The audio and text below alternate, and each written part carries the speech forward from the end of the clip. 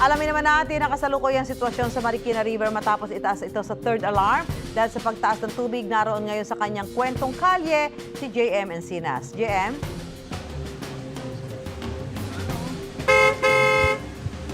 Susan, hindi nga raw inaasahan ng mga residente ng Marikina City na muli nilang maranasan yung mataas na level ng tubig dito sa kanilang lugar.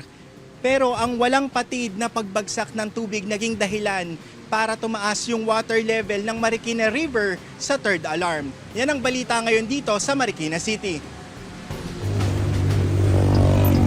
Mataas at patuloy ang pagragasa. Bandang alas 4:30 ng hapon. Ito ang naabutan naming sitwasyon ng Marikina River.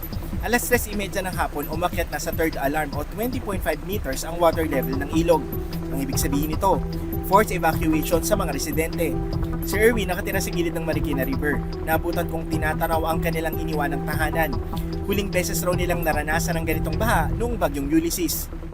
Hindi na kami nag-expect kasi alam namin pinapalaliman yung ilog tapos niluluwangan. So medyo kumpiyansa kami. Kilalang Provident Village sa Marikina bilang isang lugar na talaga nga namang binabaha. At sa pagpunta nga namin dito at tuloy-tuloy na pag-ulan, ito nga yung tumambad sa amin. Hindi raw inaasahan ng mga residente ang mabilis na pagtaas ng tubig. Ang iba may bitbit ng bangka papasok sa mga kabahayan. Si Mang Joel nang umalis kanina umaga, nasa dibdib ang baha. Ang pangamba niya sa mga oras na ito, baka umabot na ang tubig sa kanilang second floor. So ngayon, walang maabot, kulang-kulang na sa second floor na kasi sentaan kami.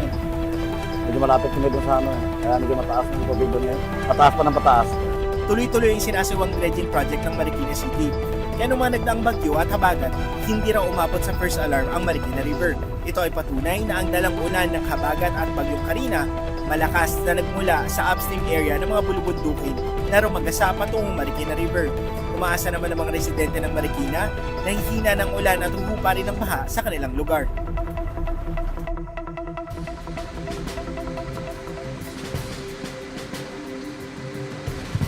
Susan, habang dumidilim, ramdam namin yung pagtaas ng tubig dito sa Provident Village dahil mas lumalaki yung portion na nasasakop ng baha sa kalsada.